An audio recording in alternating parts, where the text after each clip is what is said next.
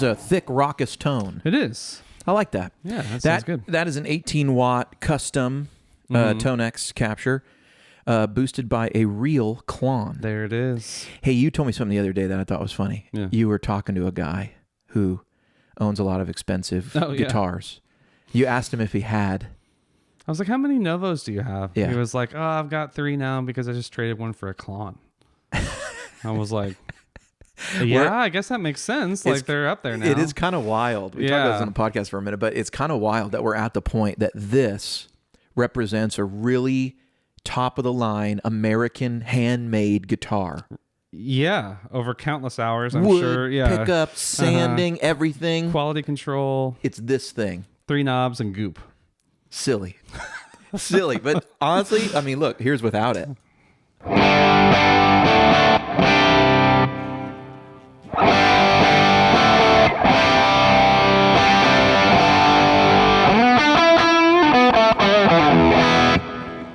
Yeah, it's pretty rad. It's pretty cool. It's pretty cool. I'm glad I bought one when I did, because they're worth a lot more now. Yeah, they were way lower. Wish I bought 2 like everybody.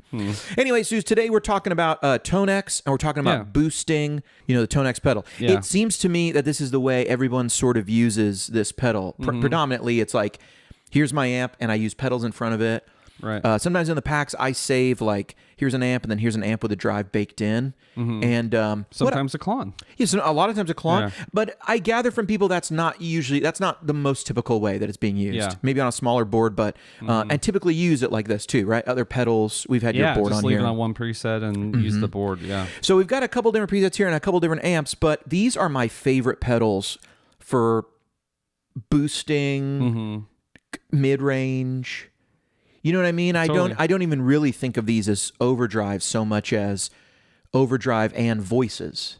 Yeah. They have profound EQ for sure.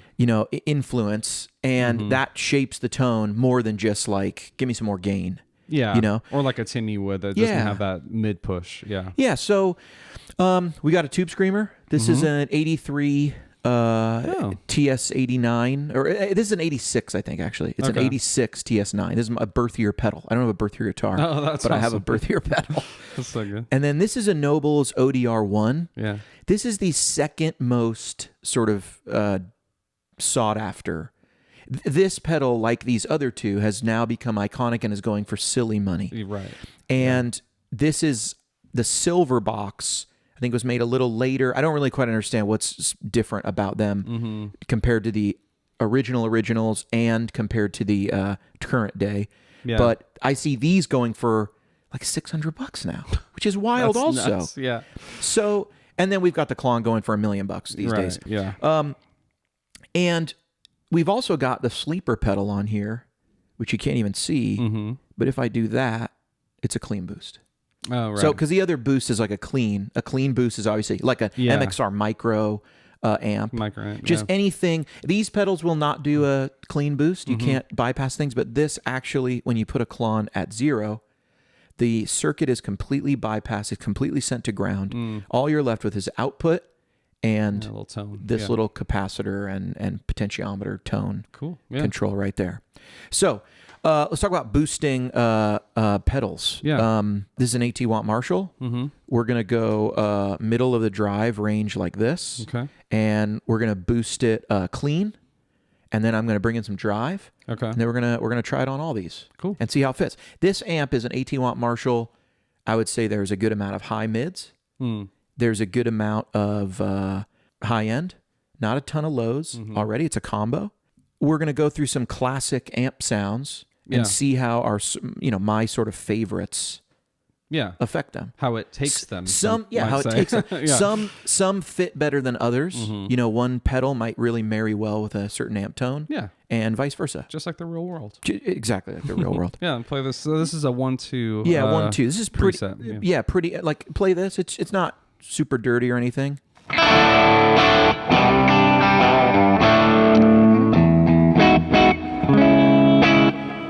Little. Would you say that's edge? Yeah, a little bit. Yeah, it presents clean. I would call it edge. If you picked up a Strat, this would be all the way clean. For sure. If you were on a P90, I think it's even a little lighter on edge. But this I wouldn't say is so Yeah. This is Andy's clean tone. Right? Yeah, just a little bit. Yeah, a little bit, right? Yeah. This is someone's clean tone. Here's a clean boost going into it. We're going to slam the front, see if we can get some more stuff. So you just play. I'm going to go through these.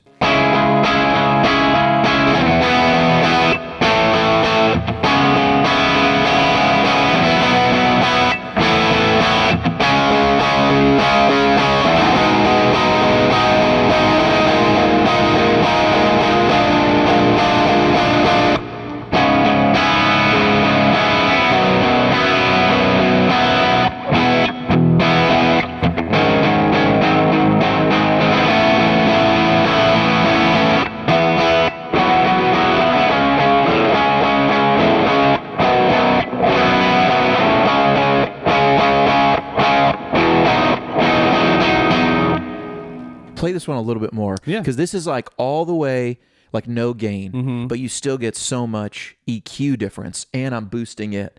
Okay. Is that level like all the way up? The level's like, pretty much all the way up. Okay. But let's go all the way up. Let's see what we get.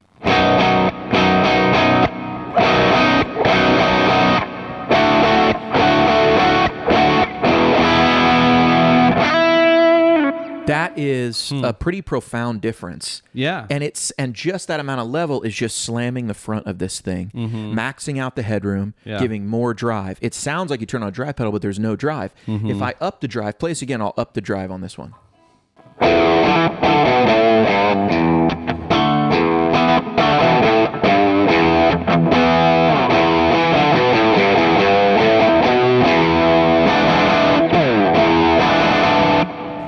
That sounds good. It sounds really good. Yeah.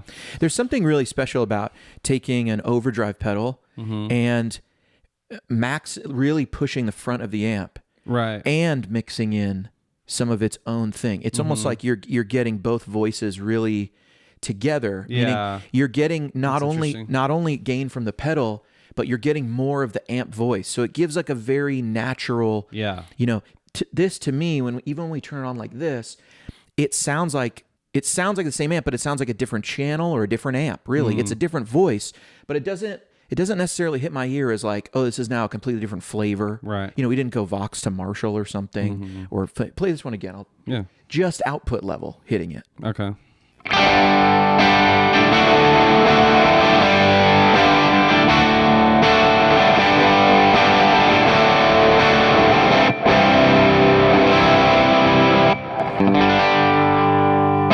And it's still giving it that mid-range the voice. EQ is definitely imparted. If we just hit that same amp with, I'll put the treble at neutral, and we just hit that same amp with a ton of output. This has way more output than these. Yeah. So it'll really hit it hard. The gain is at 0. So this is just a clean boost. Okay. This is the most expensive clean boost on the market, by the way. You can get that or a hand-built guitar. So $4,000 clean boost right here.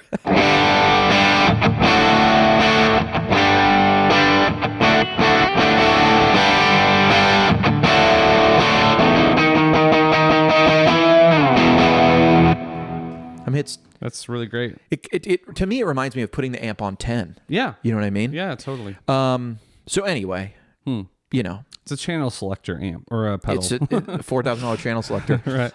Let's try some other amps here. So this is an 18-watt Marshall. If we go through here, here's a clean deluxe, like super clean. Now let's go another way. There's really no breakup on this sound. This is pretty clean, even with a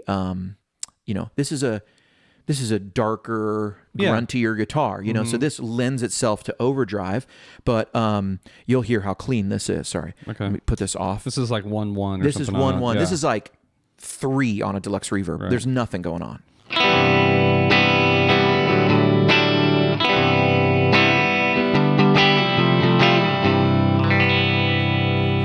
Beautiful. Yeah, it sounds great. Beautiful, clean. So even if we really push that, I don't think we're gonna push the output. Yeah. I don't think we're gonna get a lot of breakup from that amp, that capture. Yeah. I think. Yeah.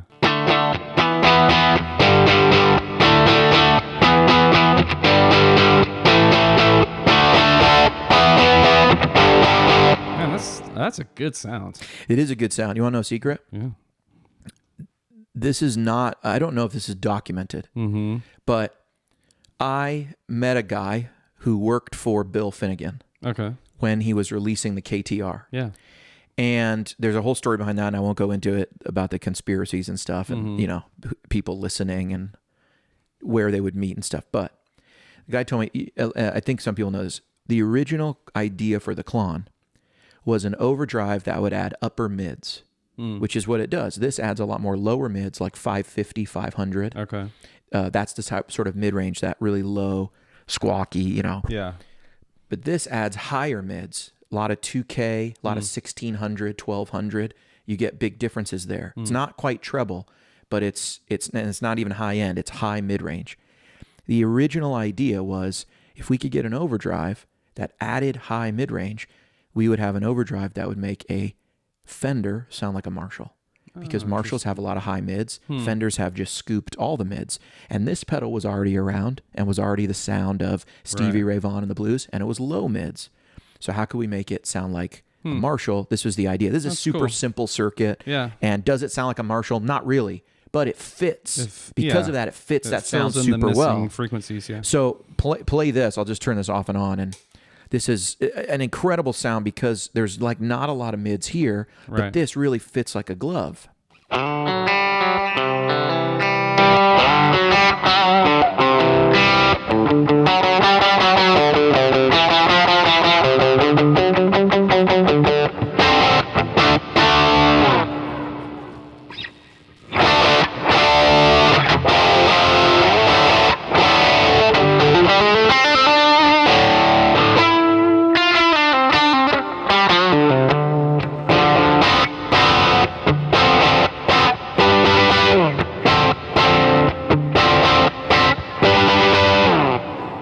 To me, that's like a real sound, Cool. If we had a Strat, that's also, this is like the John Mayer sound, it's like this. Totally. But anyway, I mean, it's not going to sound like that here.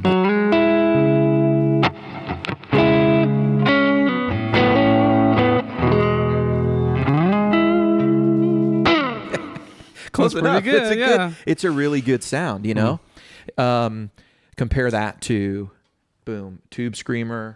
And no gain. We'll just try no gain at first. Start with that. I'll let you start clean.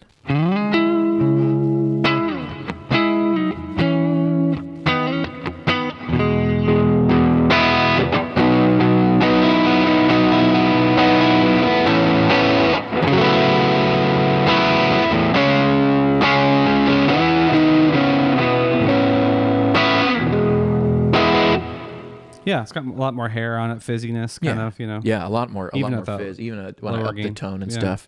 ODR1.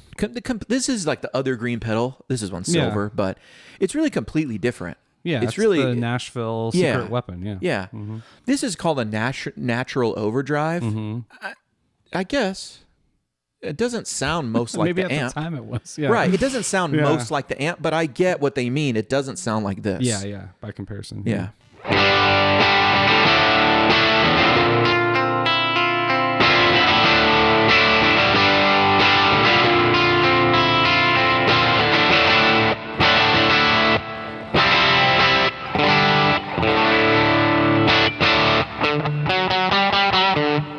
Yeah, try a little more. We'll max the gain here.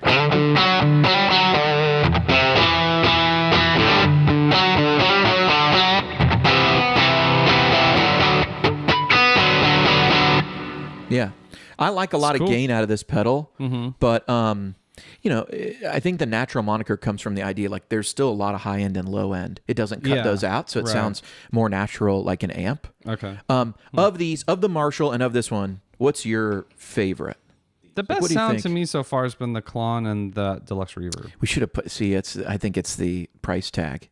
It's confirmation bias. Yeah. We know the KLON's the best. Well, even the KLON and the 18 watt was cool, but it was cool. Not as cool as that. I think that Deluxe. So you think this is the best? That's pairing? a good pairing. Yeah, I actually liked the 18 watt. I think it was with the Tubescreamer. Well, and it makes sense because the sound Tubescreamers with Marshalls. Is like rock and roll. Right. That's like all of the late 70s, early 80s into rock and roll, and that has stayed because Marshalls have their scoop is not in the high mids, it's in the low mids, and that's exactly what this thing adds. Right. And so all of those, millions of lead guitar sounds is this pedal into either a Marshall or a Fender. Yeah, totally. But really, it's this pedal because it has such a strong voice. Yeah, and I should add too, like, this feels to me just like plugging into an amp with pedals. Oh, 100%. Like, and so a lot of people are asking, does it take pedals well? Like, how does it? Will it give you headroom and all this stuff? I was like, yeah, it sounds awesome. Especially on a cleaner one. You were 100%. Saying, you know, I would say I don't notice a difference at all between this and an amp. Like at all. It's not squashing down or doing anything like. I don't feel like we run into the input stage or the impedance or I don't feel like that at all. Here's just for fun. We'll go to like a Voxy thing, a BC30 after this. But here's like a little more drive on the amps. From the amp. So this is like an overdriven, probably a Fender Deluxe at 6. Okay. Kind of sweet spot.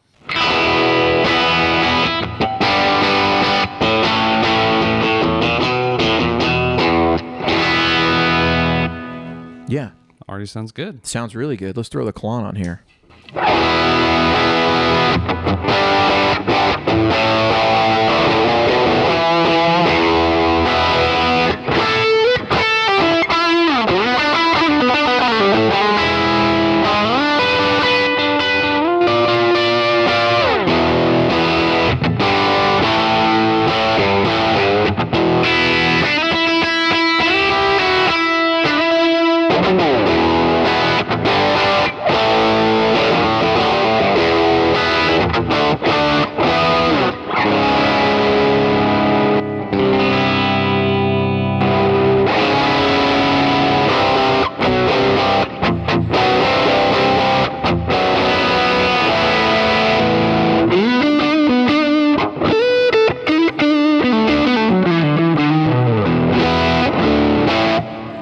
Yeah, that one's definitely got the most EQ information going on. You know, the change is most apparent. Yeah. It's unapologetically always sounds like itself. Right. It's not transparent at all. Yeah. And I mean, if anything, it is a pedal that I think works really well in a mix, but by itself, I'm always left wishing it left me a little more natural high end, a little more in the low end, right? Which has led to 100,000 iterations of this pedal, right? Like mix knob, and we did our own take, and change this and change that.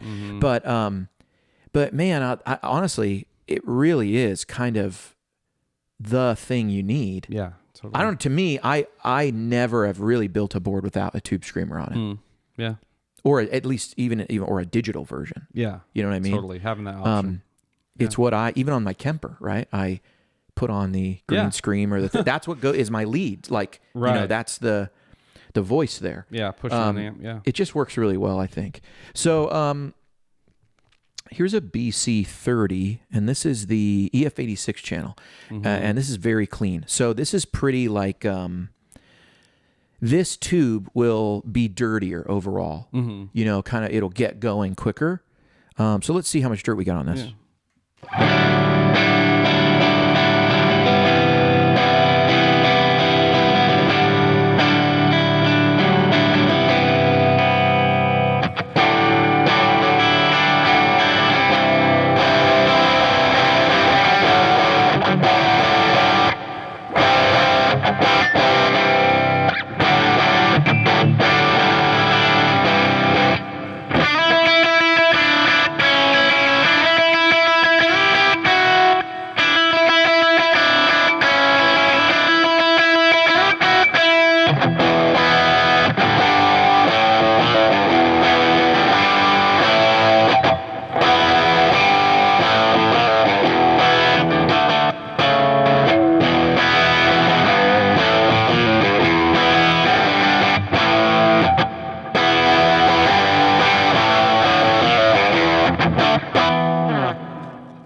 That's the winner to me. Oh, interesting. What do you think? More low ends here, than here, especially back to back. Yeah. Yeah, I would say this feels squishier. Yeah, right. And the KLON feels more direct and just sort of like, bah! I didn't dig this one. Yeah. And it really seemed to be cramming a lot of mid-range where there's already like enough mid-range. Yeah. You know? You don't need it. It didn't feel like it. This one felt just like more more of what's there. You know what I mean? It really felt like natural. Yeah, it did kind of feel natural. It did. It's funny that it's physically in between these pedals because I also feel like it's sonically in between these pedals. Like it's headed that way. Yeah. You know, I don't know, especially EQ wise. I think these are more similar in squish and saturation. Mm-hmm. I really don't get a lot of sag from the KLON. It's just kind of like, you know, which is cool. Yeah, that's true. It really this is a super high headroom pedal. Mm-hmm. This can boost way more than these decibel wise. Totally. And that's, I think, because internally these things have a charge pump that takes them internally up to 18 volts. That's right. I forgot about that. So that I think naturally would give it more headroom. Mm-hmm. I've always heard you know, that really matters. Yeah. And that but I don't know, you know, there's 18 volt versions of the Tubescreamer. Someone's probably made that mod. What if we ran it at 18 volts? You know what I mean? That'll give it more headroom or whatever. Play this a little more, man. This sound, I dug this, but this just sounded like the amp on 10. You know what I mean? Right. Here's the KLON.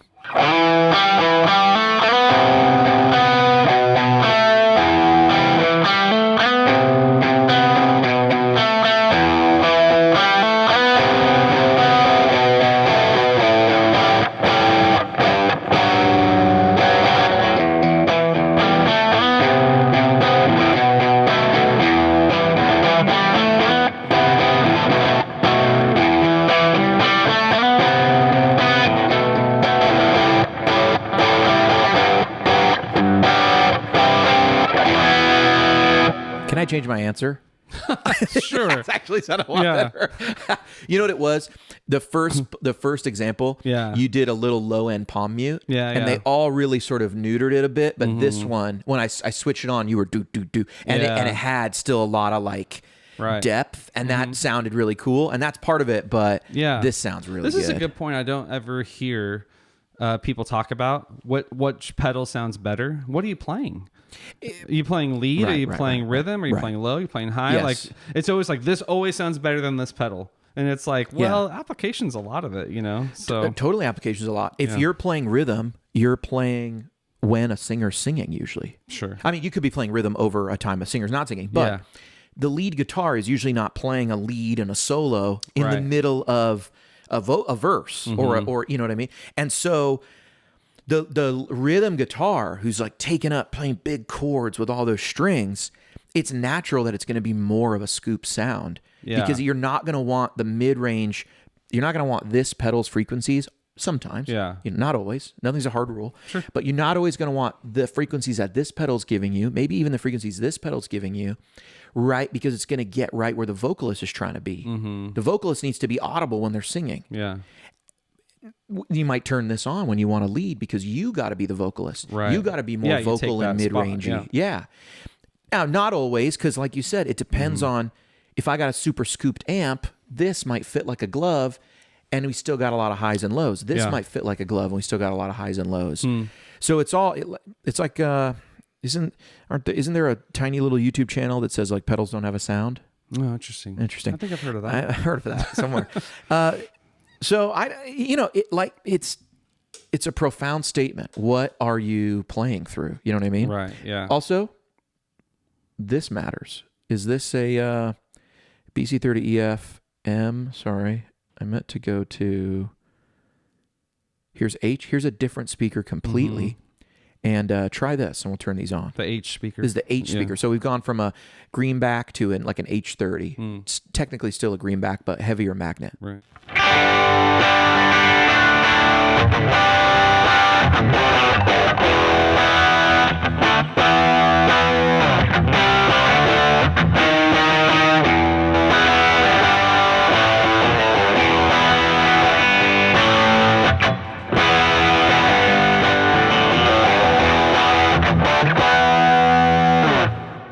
Immediately, my complaint from earlier about, there's not enough low end. This speaker having a different kind of bass and a little more lows. When I turned this on, I still felt like it didn't feel like it was cutting low end. Right. It was still like kind of chugga, chugga, chugga. Yeah. You know? Totally. Radically different speaker again. Check this out. 4. This is the EF86. This is super clean. We'll put it right here. See if this is a little too grindy. Okay. Well, what's the speaker? So this is a silver bell. So a Celestian blue. It's an Alnico. It's like a Celestian blue, but it's an old 66 silver from my old 60s Vox. And I ran the BC30. It's actually the BC30 running into an IR of this. Cool. So it's in the BC30 pack for ToneX, but check this out. So Voxy. Dude, so immediately, I'm glad you stopped right there because that's exactly what everyone's thinking. It's so like, it's already like a megaphone. You know, I always say megaphone because everyone knows what that sounds like when you put a megaphone. There's no low end, there's no high end. Yeah. It's like the cheapest made little speaker. Very carved out. Yeah. Just no fidelity. Right. Good for being heard. Here's the all the way clean one.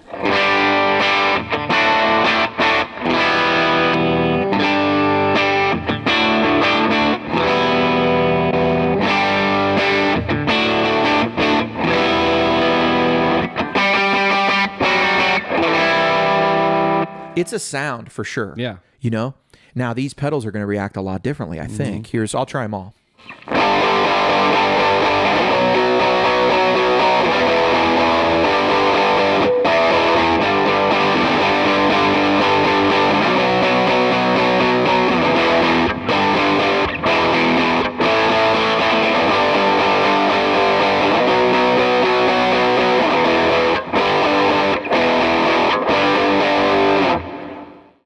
That was actually closer than I thought it was going to be. I liked this one. Yeah. But this sounds the most natural. Okay. It sounds the most like that amp with more gain and not like we put on an overdrive pedal to get a different sound. Yeah. To me. Huh, you know, it had low end. What it has. Yeah, play us a little more.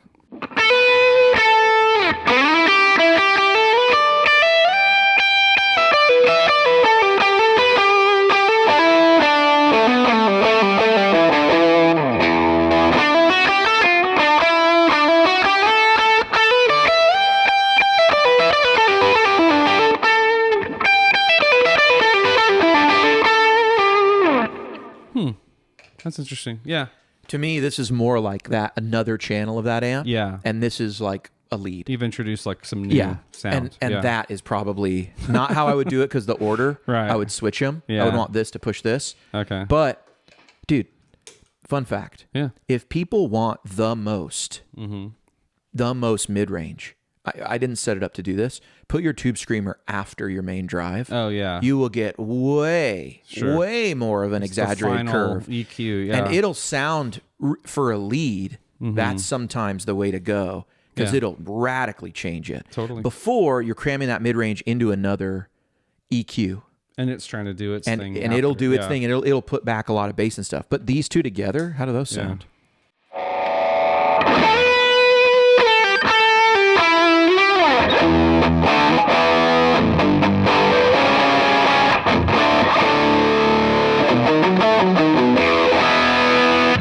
That's good. Try this. Roll. Here's in front of it.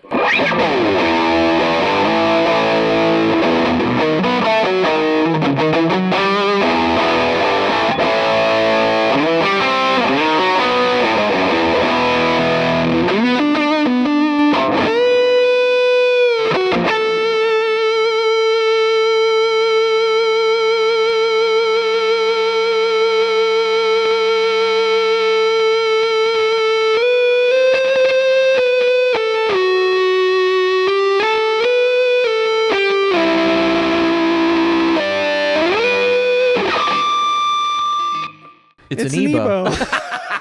Dude, it's okay. That's exactly. It's like a $5,000 Evo. Maybe a $6,000 Evo. That was a moment. Wow. Instantly, when we put this into this, I heard a lot more compression, probably coming from this. Oh yeah, this was getting slammed. They're punished. This had a lot more dirt going into this, so it sort of shaped the dirt this was giving it into its EQ curve, hitting, this thing where we've got some headroom, but it's already breaking up as well. Yeah, interesting. So, I think the conclusion is lots of overdrives make an Ebo. Yes, and the ODR is actually natural. We found that out. It is the most I think you natural. actually said that word when we were talking about it. It is actually the most natural sounding drive. And the ToneX takes pedals, whatever that means, like a champ. It performs like an amp would. Yeah. It's got whatever the input stage and the headroom feel a lot like an amp. Yeah, it feels. It feels like the amp. Totally. I'm not noticing a difference. from memory, but it feels like itself. It doesn't feel like I'm bouncing around.